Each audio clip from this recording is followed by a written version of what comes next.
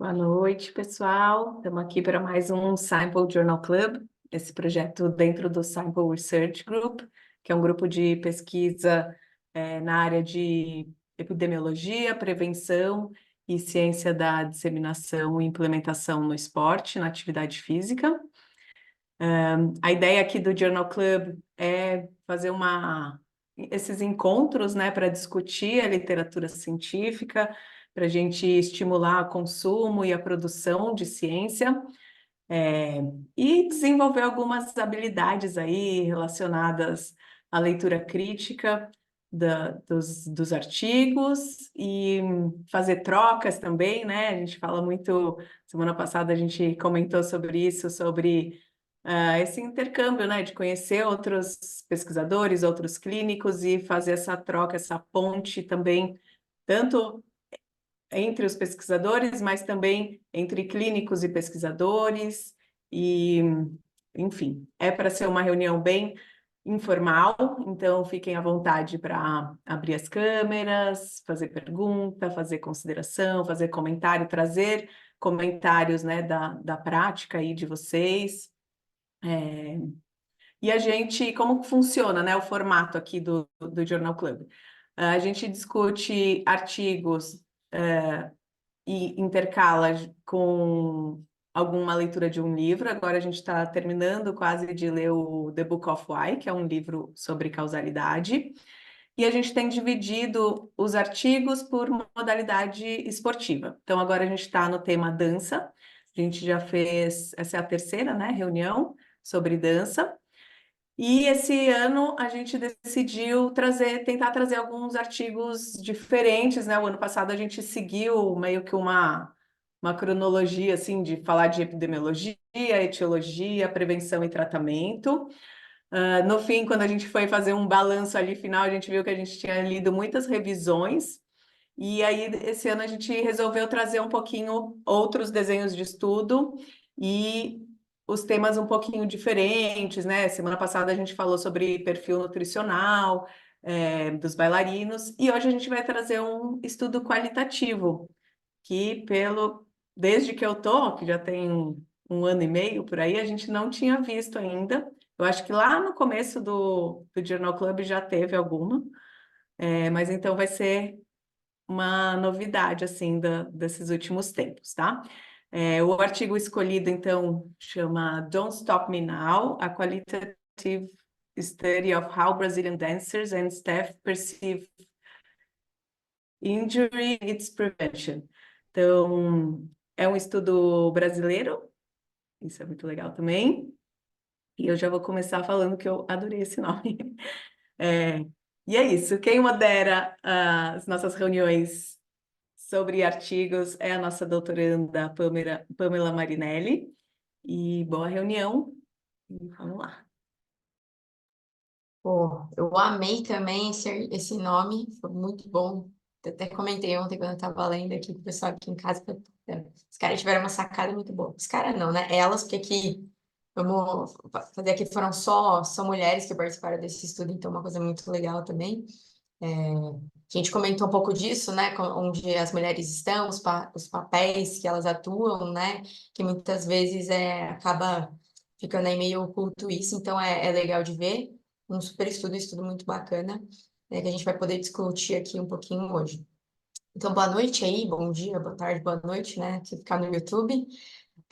Estamos aqui para mais um Journal Club. E aí, então, esse é um artigo que foi publicado em 2023, né? E aí, continuando no tema da dança, né? E um tema que a gente gosta muito aqui no grupo, né? Que é falar de prevenção, né? Então, a gente tenta evitar, né? Ou minimizar que os problemas ocorram, é um objetivo forte aqui do grupo, de maneira geral, né? E aí, na introdução, eles trazem, né? Que acho que a gente já comentou um pouco disso, né? Das altas demandas que o balé, né? Ou a dança tem, né, que eles envolvem muitos movimentos, né, e que aí e várias demandas, né, de carga diferentes movimentos, rotações e tudo mais, e aí isso pode levar a um risco elevado, né, de lesões musculoesqueléticas, né.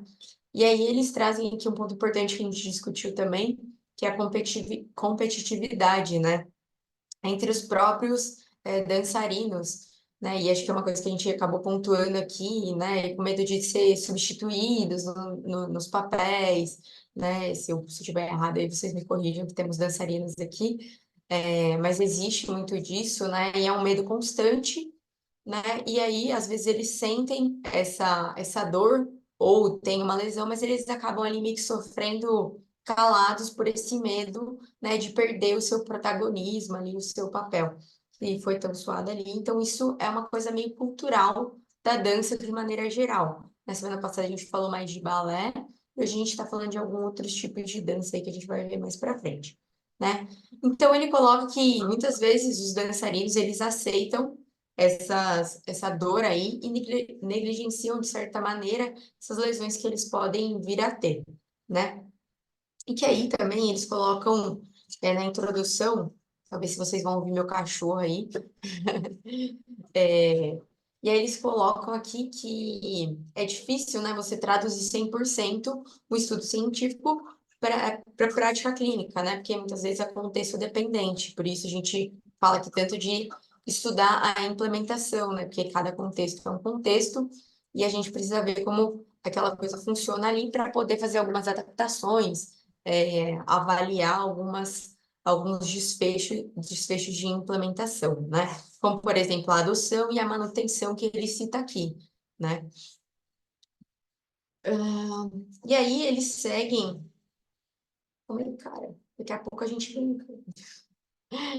E aí eles falam que as lesões elas são muito complexas, né? E elas envolvem diferentes fatores, né? Como aspectos físicos, a fadiga e aspectos psicológicos também, e a interação entre esses fatores, né?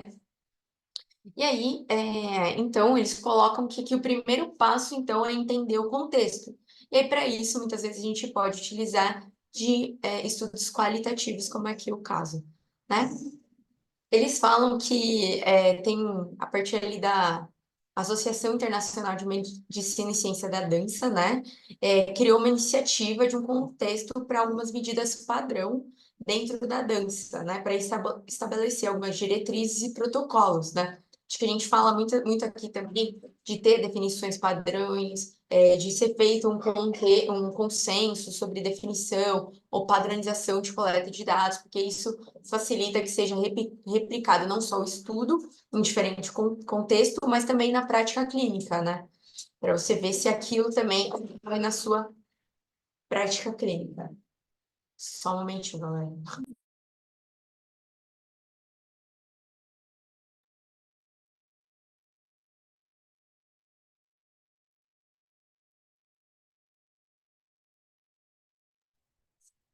Bom, voltando aqui, então eles falam da importância, né, de padronizar tanto definição como coleta de dados e outros pontos, né? E aí, essa iniciativa de consenso, eles definem lesão com base no comprometimento anatômico no nível do tecido diagnosticado por um profissional de saúde por perda do tempo, né, da atividade. A gente já discutiu às vezes que tem algumas limitações nessa definição por tempo perdido, porque nem sempre que um atleta está lesionado, ele vai ficar afastado, né, desse contexto de prática esportiva ou de treinamento, né?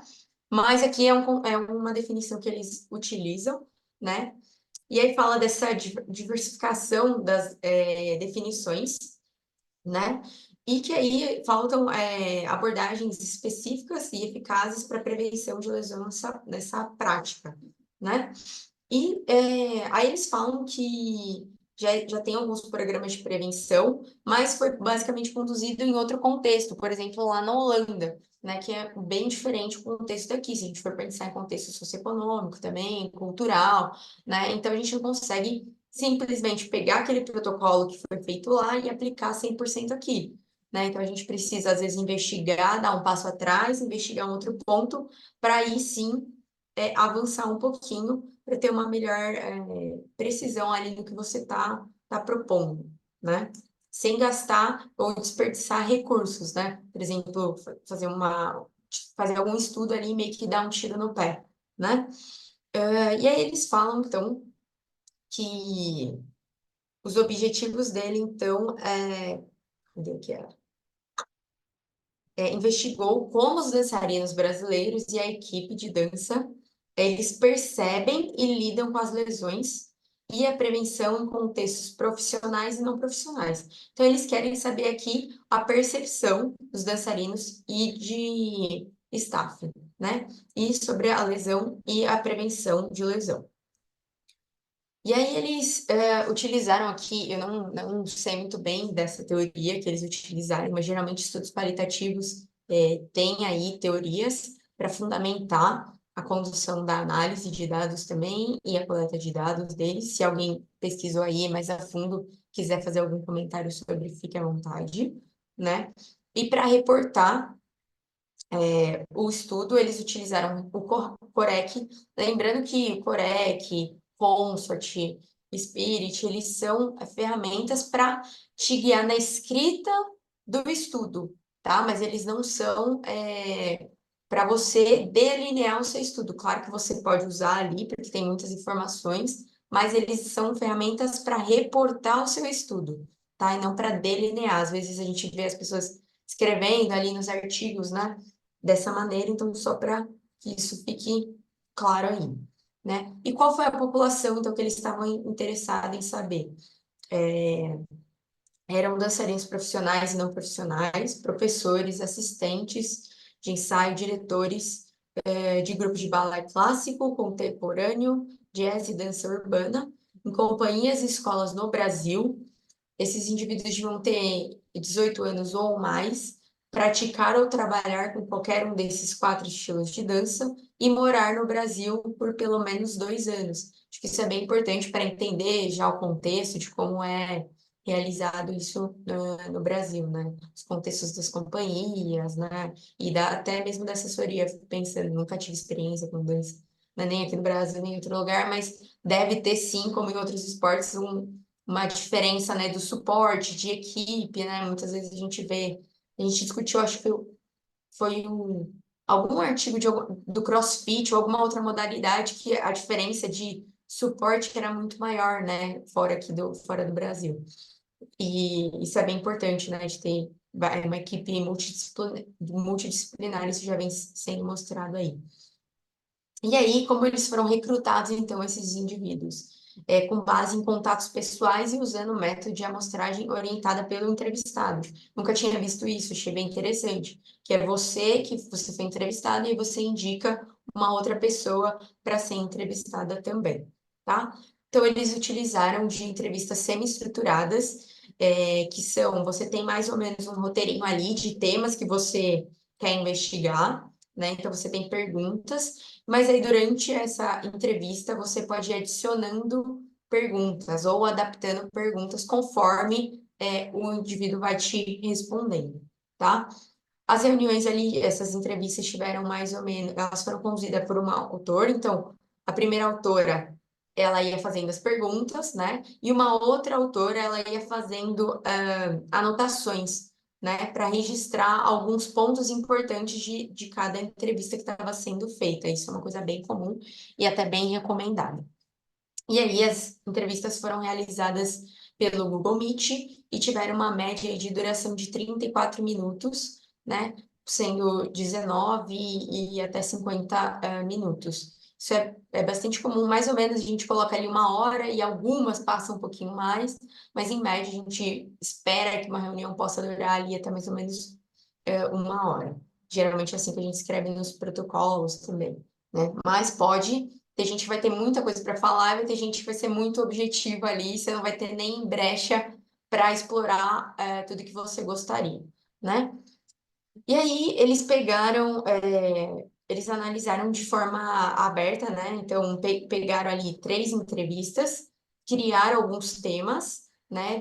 Conforme foi dito a palavra-chave ali do que eles estavam interessados, ou foi repetindo, e aí depois refinaram os códigos, um outro autor que não estava presente. Porque às vezes quem está ali na reunião, ele fica meio enviesado, ele já sabe quais são os temas que estão aparecendo mais, e às vezes fica enviesado os códigos que estão sendo utilizados. Então, geralmente, as pessoas transcrevem e uma outra pessoa que não estava, ela checa essa transcrição, por exemplo, e participa dessa codificação, tá?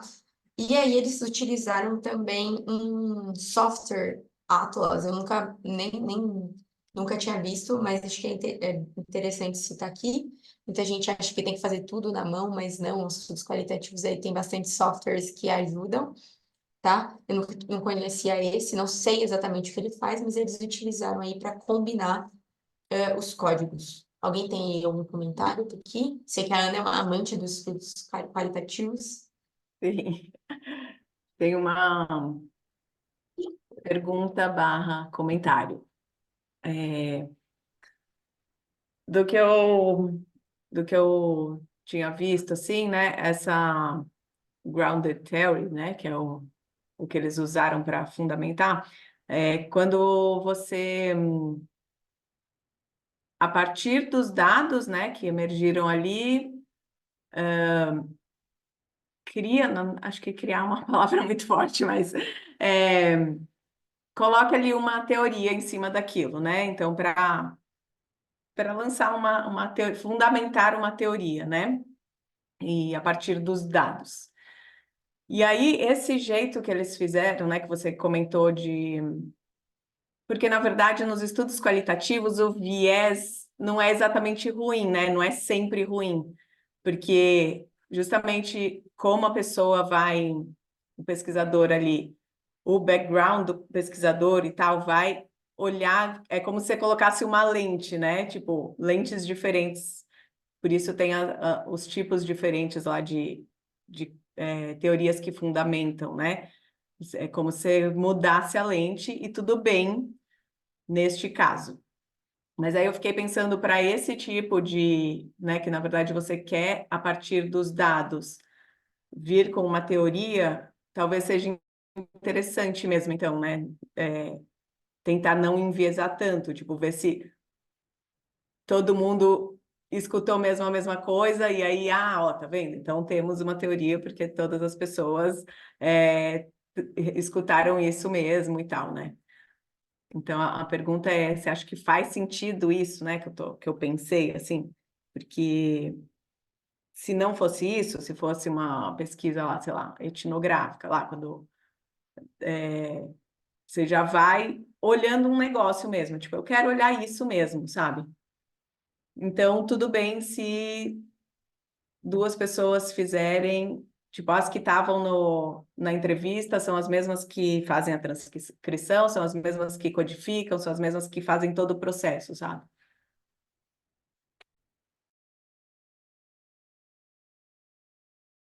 Aqui. Cara, eu acho que é um ponto bem importante, eu acho que faz parte, e acho que lá no final elas colocam, né, também sobre o envolvimento, então, que esse é um viés, mas ela é uma lente, porque talvez uma pessoa que tem essa experiência, ela consegue identificar pontos que eu jamais conseguiria identificar, né, então acho que essa é uma coisa inerente da pesquisa qualitativa, e ele não é um problema, né, diferente de outros tipos de estudos que às vezes ter um viés ele é um problema, né? Ele só é uma perspectiva que às vezes o dançarino vai ver de um olho e eu que não tenho nenhuma experiência com dança vou olhar de outro olho e acho que não tem certo e errado, mas às vezes são coisas que podem complementar uma ou outra, né? Acho que a Lívia é uma colega minha que estuda bastante estudos qualitativos, né? Ela fala sempre disso, de lente, de prisma, né? É como se você aproximasse isso do seu contexto. Então, acho que não é um problema e acho que eu iria pela mesma linha que você pensou. Eu estava até aqui procurando o material da aula dela, que ela até fala das teorias aqui, mas teoria fundamentada aqui. Aqui, ó. Ela fala que essa teoria que eles usaram aqui, ela é meio polêmica. É, que ela tem um poder mais explicativo e de natureza indutiva. Ela alinha com paradigmas positivistas e interpretativo e utiliza, então, métodos mais sistemáticos e rígidos e bem desenhados. Então, ela, querendo ou não, tem uma certa rigidez, mas não tão rígida, mas ainda assim algumas coisas mais sistemáticas. tá? Então, só para Eu, eu acho que, ainda assim, na área da saúde, a gente ainda tem um pouco de receio, sabe? E eu acho que esse tipo de estudo,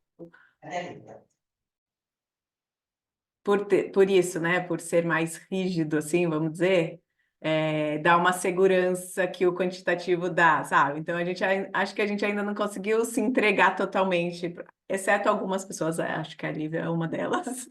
É, eu sinto um pouco isso, assim, que é para manter um pouco uma segurança, sabe? Até para as críticas, assim, eu vejo que é sempre que tem aula de qualitativo, tal, vem essas perguntas, ou vem perguntas do tipo, ah, mas e esse N aí, né? Tipo, daí, não, calma aí, é outra coisa, é diferente, né? Então, eu acho que talvez esse tipo, né, de teoria dá essa segurança.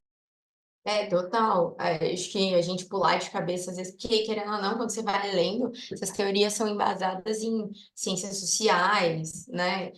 Coisas mais históricas, antropológicas, que a gente da área de saúde não tem muito esse conhecimento. Então, você meio que tem que mergulhar mesmo para aprender esses detalhes, né, e tudo mais. A Lili, com certeza, ela mergulhou aí de cabeça nisso. Agora ela está fazendo o doutorado dela lá na Nova Zelândia e ela está estudando.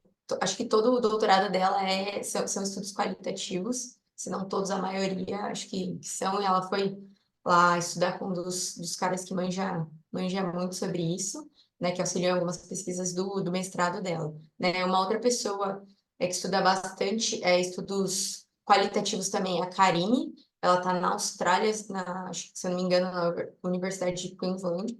A gente tá tentando trazer ela um pouquinho aqui para o nosso grupo. Ela tá. Então, eu tô aqui falando referências para quem curte estudos qualitativos, talvez buscar, conversar, bater um papo, né? E também tem a Caroline, né? Que ela é bem próxima do Luiz aqui, né? Que é o coordenador do grupo. Então, são três pessoas aí que a gente pode ter quando for conduzir, chamar para alguma colaboração, ou mesmo pedir algum suporte de algum caminho aí que a gente queira seguir. A Karine está escrevendo agora com a gente um capítulo de livro ali sobre estudos qualitativos na ciência da implementação, né? Então, são pessoas aí que manjam muito e que são, em teoria, aí próximas, se não de um jeito mais profissional, mas pelo menos aí como amigas pessoais de algum de nós do grupo. Então, são pessoas boas para a gente aprofundar aí nesse conhecimento, porque se jogar nesse mundo aí, eu meio que acho que não é muito a minha praia, mas eu flerto com ela em alguns níveis, né? Então, eu prefiro trazer essas pessoas deixa eu fechar aqui a pessoa. E aproveitando, falando da Caroline Boylan, né, para quem gosta do tema aí dança e qualitativos, ela tem outros estudos muito maravilhosos, assim, então recomendo ler todos. Falando, os títulos são sempre muito bons. Arrisco a dizer que ela que deu o pitaco desse título aí. Os títulos são sempre ótimos. Mas é isso, sempre, às vezes você não é expert naquele tema, mas você gosta daquele tema, acho que você pode aprender com pessoas, né, que já sabem, e aí, com o tempo, ir se especializando, né, ou entendendo mais sobre esses temas. Ah, Gente, beleza? posso fazer uma pergunta? Claro! Que, na verdade, é só para saber se eu estou interpretando certo. Sabe quando você interpreta uma coisa como algo e leva isso até o final, mas no fim você pensa, será que é isso mesmo? Quando elas colocam sobre os códigos, né? Então, assim, as autoras analisaram tal. Esses códigos, eles são as palavras que aparecem várias vezes e aí elas se tornam um código. É isso mesmo. Ah, tá bom. Porque Perfeito, eu é isso fiquei. Então tá, mesmo. porque eu fiquei um pouco na dúvida se era isso mesmo. E um comentário que eu achei bem interessante, até quando a Ana comentou sobre o N, né, de um estudo qualitativo, que por mais que não seja um N gordo, né, e talvez nem precise, eu achei muito interessante a escolha dos níveis de profissionais. Então, se você for ver, tem um pré-profissional, tem um profissional tem categorias diferentes, tem os ensaiadores, né, que são as pessoas que já passaram por essas categorias, já foi um dançarino pré-profissional, já foi um profissional, hoje elas ensaiam um bailarino profissional e até diretores, então pessoas que passaram por tudo isso e hoje têm o poder de comandar esse sistema e, de fato, intervir, né, nessas dinâmicas. E aí, até curioso, depois nos resultados a gente comenta mais sobre isso, mas, enfim, achei bem interessante essa escolha, né, de pegar quem está lá no começo, quem chegou lá no topo da cadeia, e aquela pessoa que já chegou na conclusão e está no topo da cadeia e tem o poder de mudar tudo. Será que muda? Será que não muda? Por que não muda? Não é? Então, já joguei para puxar lá no final. Não, foi ótimo. A ideia de um estudo qualitativo é pegar realmente diferentes percepções, né? Porque é isso, o cara que está começando agora na dança, ele vai ter ali talvez coisas que o cara que já passou por tudo e que manda, ele tem uma visão completamente diferente, mas o do meio ali tem coisas diferentes, né? Então, pegar esses insights dessa galera, eu acho que é muito rico, né? E que bom que nós da área da saúde começamos a olhar para isso, né? Porque a gente era muito, é isso e ponto, acabou, né? E faltava alguma coisa, que bom que a gente começou a olhar para isso. Acho que parei no software, né? E aí eles criaram os códigos, né? Combinaram os códigos relacionados, e aí todos os autores, eles viram essas relações entre os códigos, né? E deram ali, fizeram uma discussão sobre isso. Eles colocam até uma figura bem bacana ali, né? Sobre todo o processo, tanto de análise, né? E quem foram os autores, né? Eles colocam as iniciais, né? E quem participou de cada processo. Acho que isso é super legal e ilustra bem. A gente não tem um estudo qualitativo que a gente tem aqui, mas é de método misto, e aí, às vezes, geralmente tem lá um parágrafo falando quem participou de cada fase dessa análise e se essa pessoa tem alguma experiência ou não no tema. Lá no nosso caso era corrida, né? Então, tipo, o Luiz é corredor, então teve a percepção dele. Agora eu não era corredora, nem o Caio, tipo, nem o Gu. Então, aqui eles até falam que acho que duas ou três delas eram dançarinas e tal. Então, geralmente tem esses nuances também, então é legal saber disso. E também eles colocam uma figura sobre os temas, né? Que é super coloridinha, que é super fofinho, eu gostei pra caramba. E aí eles falam então dos resultados. Se eu puder alguma parte aí que alguém gostou muito, que como é uma hora, eu às vezes vou focando em alguns pontos, né? Mas fiquem à vontade aí para abrir e comentar. Então eles pegaram ali 13 participantes, né? Muita gente fala, meu Deus, mas é pouco e tal, mas a gente não tem um N específico, tá? Geralmente para estudos qualitativos, e o que a gente usa é a saturação do tema. Então, você começa a fazer as entrevistas e vai codificando ali. Se você vê que nenhum outro tema está emergindo, temas novos não estão emergindo, ou códigos novos não estão emergindo, aí você considera que atingiu a saturação do tema, e aí você parte para a análise completa, tá? E eles falam aí que tiveram, então, 13, né, indivíduos da região sudeste do Brasil. E aí, um ponto central aqui que eles colocam é que aí eles categorizam, assim, é muito legal. Eu gostei de como elas separaram ali os temas, acho que ficou muito gostoso de ler, né? Eu gostei bastante de ler esse artigo, né? E aí eles falam que os corredores, os dançarinos, eles não querem parar de dançar, né? E aí, dentro disso, aí elas vão fazendo pequenas colocações, né? Que as lesões, elas podem impedir o dançarino de dançar, mas que eles não querem parar de dançar. Mas que às vezes acontece a catastrofização e também alguns têm excesso de cautela e outros negligenciam. Então, a gente tem ali a pessoa que já, meu Deus, vou morrer. O outro que fica muito cuidadoso e qualquer coisa já vai ver um profissional da área de saúde. E outro que fala, não, isso aqui não é nada e bora, taca o pau e continua ali com as altas cargas, né? E alguns até chegam a ocultar qualquer problema, até por aquele ponto que a gente colocou lá na introdução, né? Que tem o medo, a competitividade dentro ali da dança, né? E alguns participantes consideram que esse comportamento e excesso de precaução mais saudável, mas outros também, eles negligenciam essa dor, e aí os stakeholders, eles veem isso como impeditivo para a prevenção. Isso de fato, né? Porque se você identifica um problema no começo dele, você às vezes consegue fazer algum ajuste e vai prevenir que isso se cronifique ou que se torne um problema mais grave, né? E aí os stakeholders viram isso como um impeditivo para poder atuar com a prevenção, né? Mais alguma coisa aí, meninas? Podem falar. O artigo é de vocês. Eu tô aqui só com uma mera condutora aí.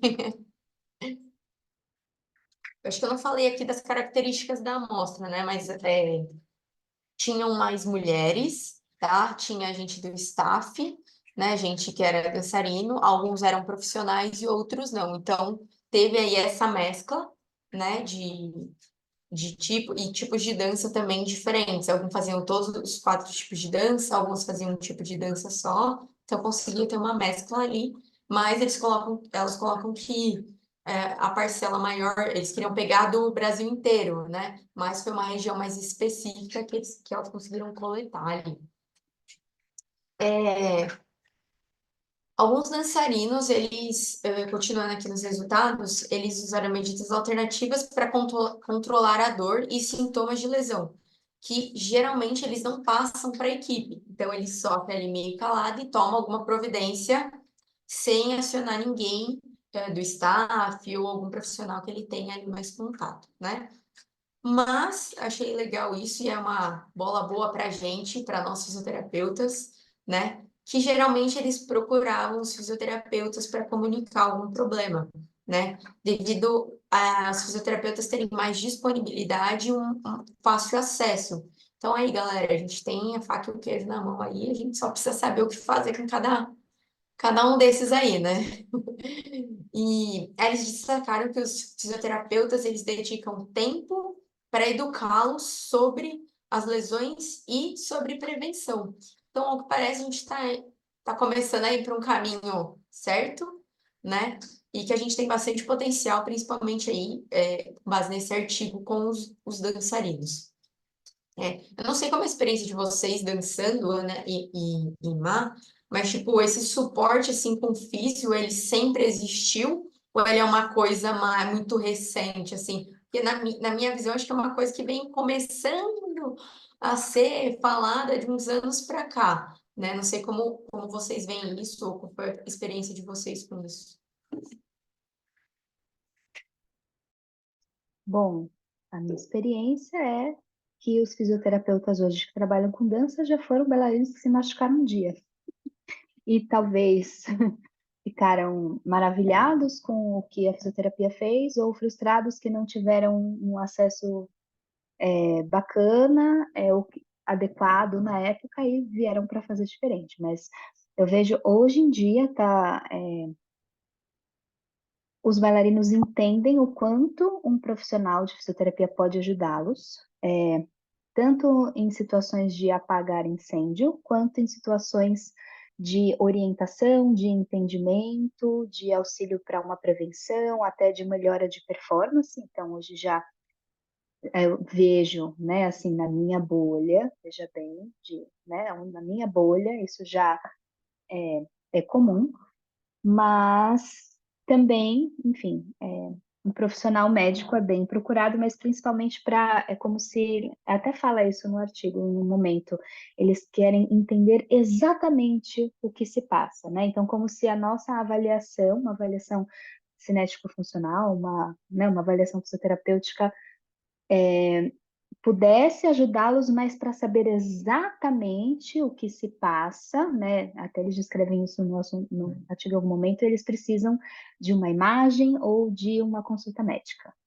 Então, eu vejo assim, e hoje pouquíssimas companhias no Brasil têm um fisioterapeuta ou uma equipe de fisioterapia de plantão ali, então você realmente conta nos dedos da mão, uma mão. As, as companhias que têm esse profissional lá dentro, muito menos, então, outros profissionais, tipo médico, nutri, psicólogos, e, infelizmente, os bailarinos têm que procurar isso por fora e pagar do próprio bolso para poder ter acesso a isso. Inclusive, tem bailarinos que, mesmo tendo profissionais dentro da companhia que podem ajudá-los, eles buscam fora por questão de aliança terapêutica, tipo, não criei vínculo com esse profissional, eu confio naquele lá, então eu vou pagar do meu bolso para ir daquele lá, ao invés de ir nesse aqui, que a minha companhia me oferece, porque eu acho que aquele lá, que faz a técnica XYZ, faz mais sentido para mim, e aí ele busca isso. Então, E, Má, o que que você acha sobre... Bom, primeiro falando que é isso mesmo, né? São pouquíssimas companhias que tem. Aí, nesse estudo, né, que trouxeram alguns dançarinos da dança urbana, outro rolê, tipo... Primeiro que, assim, as danças urbanas é um outro contexto, né? Não é tanto de companhia. Hoje tem um pouco mais esse caráter, mas são muitos dançarinos individuais e as crews, que a gente chama, né? Que são tipo os grupos ali e tal. Assim, é outro contexto. Mas até por conta da história de Olimpíadas e tal, o Brasil, né, não foi classificado aí, não vai para com dessas urbanas, né, com breaking, mas isso trouxe um debate aí que talvez para a questão saúde tenha sido interessante, sabe? Porque eles começaram a se olhar um pouco mais nessa coisa, com esse olhar. Mas o que eu ia falar é também da força do teatro musical, né? Que cresceu bastante e as produções estão vindo bem fortes, assim. É, a gente sabe né, dos problemas que sempre tem, sempre vão ter, mas isso eu acho que traz um lugar legal para a gente como fisioterapeuta, porque muitos atores, dançarinos e tal estão tendo contato pela primeira vez, tipo, nossa, existe isso, tipo, existe alguém que pode cuidar de mim, né? Então, a partir daí expande, né? Tipo ali, então eu acho que também é um ponto bom, assim, também vem crescendo por isso, porque daí eles começam a pressionar, né, nas próprias companhias, mesmo. Outra coisa que não é o futebol, você pega time, juro, tipo, da escola tem um fisioterapeuta, já vi isso. Tipo, o cara que tá ali se formando, tipo, vou ficar aqui no time. Então, tipo, é um lugar que já está um pouco mais à frente, assim, né? Mas eu acho que eu penso que o teatro musical vai ajudar um pouco a gente nesse sentido, porque tem um pouco mais de mídia, de dinheiro, e, né, não que ainda não esteja do jeito que a gente imagina, mas acho que é um super começo. Rebeca, acho que quer falar. Manda bala. Gente, eu espero que vocês estejam me ouvindo, porque eu tô no Uber ainda. Vocês viraram minhas amigas de caminhada até em casa. E com a minha experiência, eu vejo o físio quase como um amigo no balé. Porque o médico ele vai te engessar e ele vai te proibir de dançar. O médico vai cortar suas asas. Agora, o físio não, o físio vai te ajudar a voltar. O físio tá lá para te impulsionar. O físio tá lá te falando assim, gente, não acaba aqui. Bora. Deu esse negócio ruim, mas vamos lá. Então, eu sempre criei esse vínculo muito grande com a fisioterapia. Por vários momentos da minha vida, tanto que eu virei fisioterapeuta, por causa disso. O médico não. O médico tá ali para te proibir, te engessar, te boicotar. Então, na verdade, eu sempre fugi muito de médico. O médico é uma coisa para apagar incêndio, para mim, incêndio gigantesco, assim. Porque o físio, Ele é o melhor amigo do bailarino. Ai, Rebeca, eu te entendo totalmente. Eu te sinto, eu sei de onde vem, já passei por isso, mas eu te digo, os médicos que ajudam existem. Eles existem em algum lugar escondidinho, mas eles existem. Eu sinto que a partir do momento que eles conseguem enxergar o bailarino como um atleta, e a partir do momento que o médico que você procura é um médico que trabalha com atletas, o olhar dele é diferente, né? Então, por exemplo, eu tive uma péssima experiência também quando eu era mais nova, fazia lá balé 700 vezes na semana, pré-adolescente, machuquei o joelho, fui no médico e ele tipo, mas você vai dançar balé? Vai dançar balé pra vida? Vai estudar pro seu vestibular agora, e aí, você pode parar, já fez quantos anos? 7? Tá ótimo, né? Então, assim, é o que você falou, corta as asinhas e tal. Mas existem hoje profissionais que eu conheço, assim, pouquíssimos não preenchem uma mão inteira, que sabem olhar para o profissional de dança, para uma pessoa que dança, com a demanda que essa pessoa tem. Então, é difícil encontrar realmente, inclusive em companhias profissionais, existem médicos que realmente vão ter esse comportamento de talvez querer intervir, querer parar a pessoa, querer, né? E talvez não conseguem olhar de uma forma mais profunda do contexto desse bailarino, né? Que se ele é afastado, ele perde papel, ele não se apresenta, ele perde dinheiro, ele, né, sabe assim? Então, assim, médicos que sejam atualizados, né, na prática baseada em evidência. Será que eu preciso operar esse LCA? O que é que a evidência me diz que precisa ser feito? Então, acho que quanto mais atualizado esse médico, mais ele consegue colaborar. Eles existem, né, que eles são poucos, né? Onde vivem, do que se alimentam, mas eles existem. Muito bom, muito bom. E existe físio que manda parar, sim. Ainda existem esses físios. Que aí fala assim, né? Ah, se o que está causando a lesão é a prática esportiva, então para. É, claro. É isso, acaba com o problema ali, né? É, eles Aí existem. chega essa galera e fala, Don't stop me now. A galera do estudo. Muito, muito boas, perfeitas. Mas ótimas colocações aí. Infelizmente, esses profissionais existem, né? Mas vamos aí. Aqui acho que a gente está tentando trazer esse outro olhar, né? Nem sempre o ideal é parar, às vezes algum manejo, é tentar atuar com a prevenção. Então aí a gente vem trazendo esses.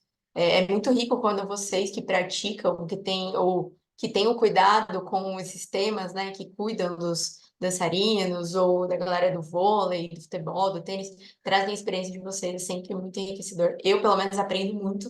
Então, obrigada aqui, sempre. Vocês que estão aqui. E aí, então, a gente já está aqui, são 20h53, mas vamos aqui continuando. É, e aí, um ponto, né, que elas queriam ver é, então, o que eles entendiam por lesão, né? Porque aí, o que me impede é a lesão, mas o que seria uma lesão, então, né? E aí eles falam aqui que os dançarinos e equipe, eles identificam as lesões e classificam de acordo com a sua gravidade, né? Mas aí trazendo esse aspecto que as meninas falaram que específico do dano de uma estrutura, né? E a gente sabe que a dor ela é uma experiência, né? Que ela envolve vários aspectos, né? E quem os grandes estudiosos da dor aqui em casa hoje está uma loucura aqui. E ela é uma experiência, né, que envolve vários fatores e não necessariamente você precisa ter uma lesão estrutural, tecidual para sentir dor. É uma coisa muito mais complexa que isso, o entendimento todo da dor. Mas e que aí eles classificam ali entre eles que existe a dor boa e existe a dor ruim, né? E que aí a dor é um sinal que seus corpos estão chegando ali num limite que não deve ser excedido. Lembrando que isso são as percepções dos dançarinos e staffs, tá? E aí eles mencionam que aceitar a dor como uma condição necessária para progredir. Então, muitos deles falam assim, ah, tá, eu tô com dor, mas eu vou aceitar essa dor, porque só superando essa dor que eu vou ser o melhor, que eu vou conseguir chegar a esse passo, ou coisa do tipo, né? E que eles mencionam que sentir dor se torna tão comum que é difícil reconhecer essa dor ou definir essa dor. Então, aí chega numa barreira, né? Uma coisa tão corriqueira que você meio que acostuma com aquilo, né? E aí, às vezes, a gente dificulta de fato essa prevenção. Ah, que mais? E aí, só comentando também isso, e elas também falam nesse artigo que existe essa cultura da dança, né, de que tem que doer. Aí, olha só a fulana Zakharova, olha o que ela fazia aqui no quadril, aí mostra ela lá sofrendo, chorando, sendo totalmente puxada, aí você fala, mas olha só ela dançando, e aí mostra ela lá levando a perna, não sei aonde, girando não sei quantos giros. É assim, é esse o caminho, né? Porém, hoje está começando a ser visto que esse caminho talvez te leve a um lugar muito alto, mas que a queda é muito rápida, né? Desse lugar, porque o corpo não sustenta isso, por diversas razões. Mas hoje eu sinto que está começando a mudar, mas ainda é uma cultura muito forte. É difícil, por mais, né, que aquele diretor que já passou por pré-profissional, profissional, ensaiador, coreógrafo, chega no diretor. Por mais que ele tenha sentido isso na pele, eu vejo o quanto é difícil para. Não quanto é difícil, mas o quanto isso é difícil de acontecer, né? De poder mudar essa cultura, de poder olhar, de dar aquilo que ele não teve, sabe? Então, assim, eu não pude ter um cuidado, eu não pude ter menos meia hora de ensaio para colocar mais meia hora de preventivo, sabe? Então, porque essa cultura de no pain, no gain, e de que é na dor que funciona e bailarino tem que viver com dor, faz parte, senão você não é um bom profissional. Ainda é muito forte. É, que é muito difícil ter essa mudança de comportamento, né? Você até reconhece, mas aí como que eu vou fazer para não ficar replicando isso, né? Então, acho que essa é a grande dificuldade, uma coisa que a gente também começou a olhar, que é a gente tem que parar de repetir os comportamentos e aprender novos comportamentos, né? Mas até aí, como que eu faço isso, que é o grande, tem uma grande dificuldade, né? Então a gente sabe que é bom fazer exercício, mas muitas vezes a gente não consegue encaixar o exercício por diversas maneiras, né? Então eu fico imaginando, talvez deveria ser mais fácil, né? Gente pensando assim, pragmático, pô, passei por isso, não quero que aconteça comigo, mas às vezes você não consegue repassar isso, né, para o seu atleta lá que está na sua frente.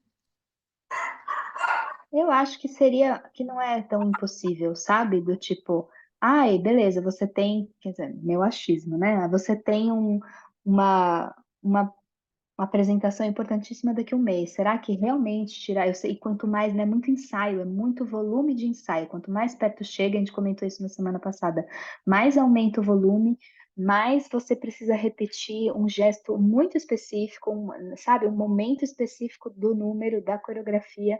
Isso aumenta muito a chance de você machucar eles bem exaustos. Então, assim, será que realmente eu tirar 20 minutos dessas 4, 5 horas de ensaio vai ser muito prejudicial para a perfeição daquele número? Será? Será? Entendeu? Mas aí que eu acho legal a coisa, né, dos estudos que envolvem todos, né? E desse qualitativo que. Porque, no fim das contas, não é uma decisão só, aliás, é a última, é do dançarino, né? Então, trazer todo mundo para o jogo, né? E explicar. Você vê que os dançarinos, pelas falas ali, estão até mais educados, assim, né? No sentido de começar a entender sobre lesão, sobre dor, sobre como reconhecer e tal. Mas é isso aí, você trazer essas outras pessoas para o jogo, porque elas que decidem de fato, né? Diretores, inclusive, tipo, gente que nem tá ali no dia a dia. Tipo, gente que tá bancando, né? Que vai. Então, acho que é isso. Acho que talvez o que a gente demorou. Ah, demorou não, vai, mas mas é de olhar para só um lugar, né? Tipo, olhar só para a ponta. E talvez a gente tenha que educar mais até os professores, né, do que de fato os dançarinos ali. O Léo Costa fala muito isso, né? Que às vezes a gente precisa do cara que assina o papel, cara. A gente precisa e a gente precisa convencer esse cara através de número, através de dinheiro, mas às vezes a gente precisa dessa canetada para ter uma coisa que seja imposta de cima para baixo, né? Então, talvez falar ali com o cara, dono da companhia, mostrar alguma coisa, mostrar os números, talvez é por ali que a gente conseguiu, né? Ou está conseguindo entrar mais forte, né, nesse mundo para melhorar a saúde dos atletas, dos colegas e assim por diante, né? Às vezes a gente precisa, às vezes a gente tem que ser um pouco política mesmo, a gente não querendo, eu estou aprendendo isso. A gente vai ficando mais velho, a gente vai aprendendo umas coisas diferentes, né? A necessidade de algumas coisas serem aprendidas. Bom, e aí eles falam então da dor ruim e da dor boa, né? E aí, para eles, a dor boa é aquela que vem de um trabalho muscular, de um alongamento e que passa em poucos dias, né? Mas a dor ruim é uma dor aguda, profunda e condicionada ao movimento, né? Então, ali foi uma definição que esse grupo de pessoas trouxe ali, ser uma dor boa ou ruim. É aquela tipo dor de treino, né? Que você fala, nossa, treinei aqui, que delícia e tal. E a dor que você fala, acho que eu peguei pesado demais, acho que eu machuquei aqui de fato. Que é prolongar mais em diversos movimentos. E, e que essa dor, né, ruim, ela melhora e demora mais para melhorar, né? E que ela geralmente envolve um processo inflamatório. Hum. E que essa dor, ela requer um cuidado e indica geralmente uma lesão, tá? Então é uma dor persistente e que aí ela mostra então uma maior gravidade geralmente para esses dançarinos. Que a dor basal ali, eles já estão, tá acostumado, tá de boa, tá tranquilo. O que mais? Um outro ponto aqui que foi explorado é por que então essas lesões acontecem, né? Para os dançarinos, a ocorrência da lesão ela é influenciada pela sobrecarga física, falta de atenção, fatores pessoais e ambientais, também como o piso, sapato e roupas inadequadas. E elas até trazem na discussão que isso já foi investigado em outros estudos, né? Sobre o piso. Eu acho que para danças específicas você precisa de um piso específico, né? Um sapato específico. Eu vejo os vídeos lá do Fuco nesse qualquer lugar lá. Mas a gente sabe que para algumas modalidades específicas você precisa de uma roupa bem específica, um sapato mais específico ainda e um tipo de piso, né? Chão específico também. E aí os fatores pessoais que eles mencionam foram a idade, características físicas, individuais e fatores psicológicos como a autossabotagem. E eles explicaram que a sobrecarga aumenta perto das performances devido às atividades extras. Então, acho que a gente falou, acabou de falar, né, que quando chega mais perto da apresentação, a carga, volume de treinamento, ensaio vai lá em cima e é muito insana. E aí você acaba deixando ali na agenda, você prioriza isso e os outros cuidados você acaba negligenciando, né? A gente acaba sempre fazendo isso, né? Um erro absurdo que a gente faz, mas eu muitas vezes comento isso, que é deixar de fazer alguma coisa para ir focar no trabalho, alguma outra coisa assim, e deixo de ter alguma outra recompensa, né? Algum cuidado comigo mesmo.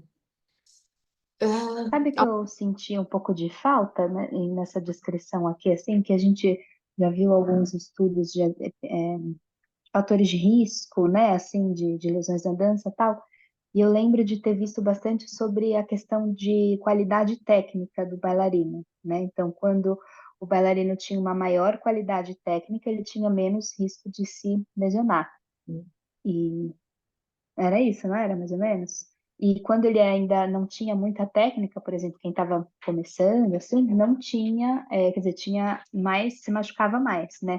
Talvez se encaixe no lack of attention, falta de atenção, talvez, né? Mas falei, caramba, não foi citado aqui, né? Essa questão. Talvez seja nesse, que aí vai muito também da palavra que você usa ali para codificar, mas talvez se encaixe dentro desse tema. Eu não, confesso que eu não li quais foram todas as frases que foram colocadas ali, mas talvez tenha alguém que tenha mencionado aí nesse caminho, sim.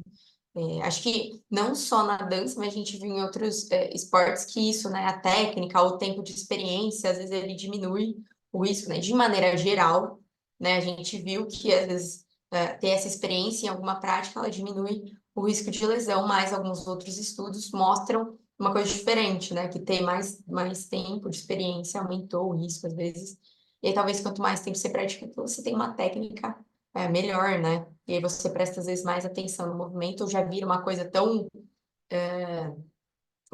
natural, né, que você não pensa tanto para fazer. E às vezes isso também diminui o risco de lesão, né? O que mais? A prevenção de lesões, ela pode. Aí eles colocam aqui uma frase, né, que a prevenção de lesão pode me ajudar a continuar dançando, né?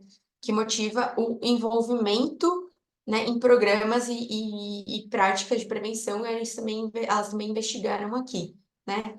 Que alguns participantes, eles afirmam que a longevidade dos dançarinos e profissionais e não profissionais se tornou maior e os dançarinos mais velhos estão mais conscientes da importância da prevenção de lesão.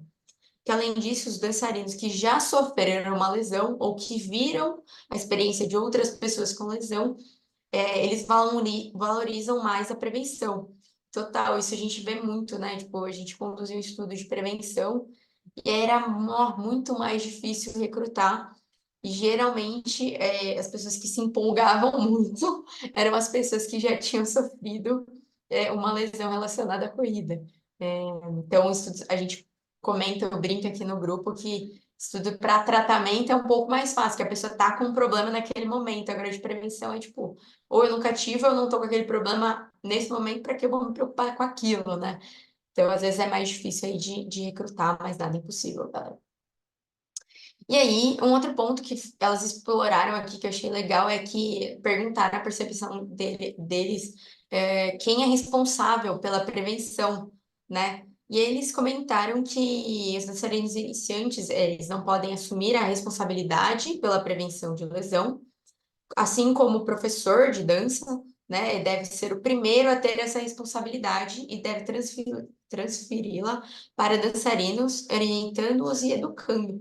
Eu achei curioso isso, né? Porque aí ele não citou em primeiro momento um profissional de saúde para encabeçar esse programa de prevenção, né? Mas eles citam, né, que também deve incluir os profissionais de saúde para compartilhar essa responsabilidade da prevenção, né? Mas eles colocam, aí eu acho que não sei se é uma coisa cultural da dança, é de você ter muita confiança, colocar uma carga, né, de treinador com, acho que esporte de maneira geral tem muito disso, né, da relação treinador com atleta, né?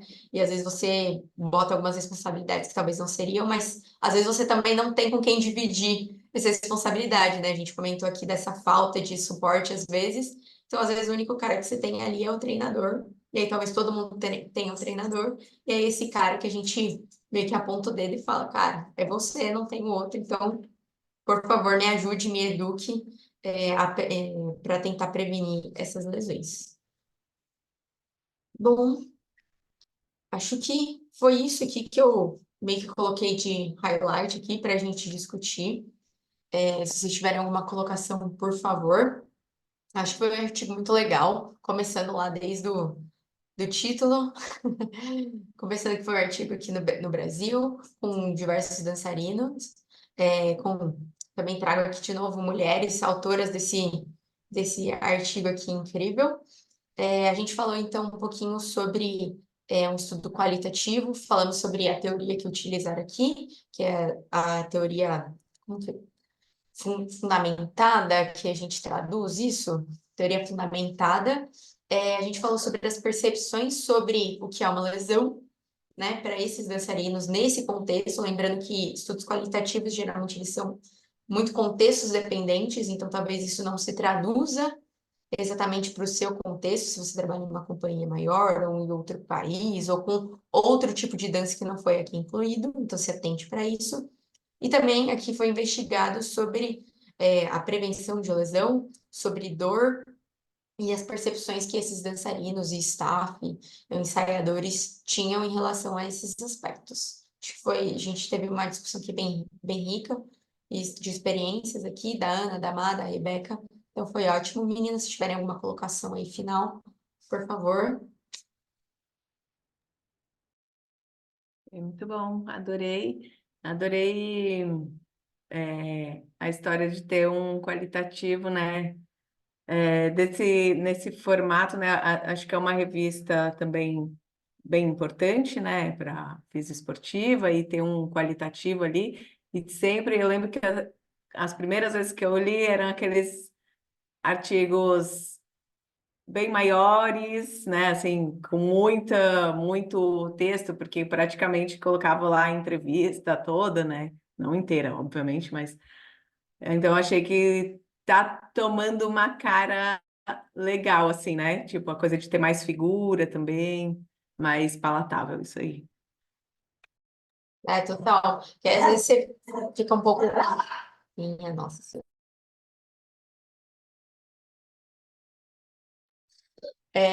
Às vezes você vê aquele monte de texto, né? Você fala, minha Nossa Senhora, aqui vamos confundir tudo, né? Se a gente vê número também, a gente apavora. Se a gente vê muito texto, aí já dá uma preguiça. Também a gente não sabe muito o que é. Mas eu acho que sim, tá tomando uma forma. Acho que a forma de apresentar tá ficando mais legal. E aí isso dá até uma, sei lá, mais vontade de ler. Acho que a gente fica mais animado ali de tentar entender, de se aprofundar nos temas. Acho que foi bem legal. Obrigada a todo mundo aí. Semana que vem temos capítulo de livro, certo? Agora é capítulo de Agora é livro. capítulo de livro, dei um spoiler errado semana passada. Agora temos capítulo de livro, capítulo 9.